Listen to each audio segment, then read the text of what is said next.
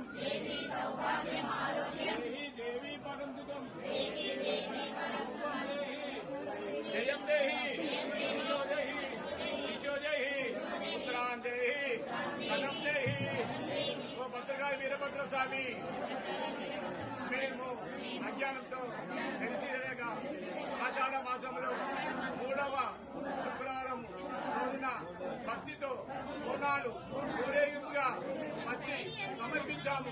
ఇందులో ఏమైనా తప్పులు ఉన్నచో మమ్మలను క్షమించి మాకు సరి అయిన జ్ఞానాన్ని ప్రసాదించి మాకున్నటువంటి గ్రహపీడలను ఆపదలను కష్టాలను తొలగించి మాకు సంపూర్ణమైన ఆరోగ్యాన్ని ప్రసాదించి ధన సంపదను మనశ్శాంతిని మాకున్నటువంటి కోరికలను నెరవేర్చి ఎల్లకాలము మిమ్మలను మర్చిపోకుండా మనసారా పూజించే భాగ్యాన్ని మాకు కలగేది.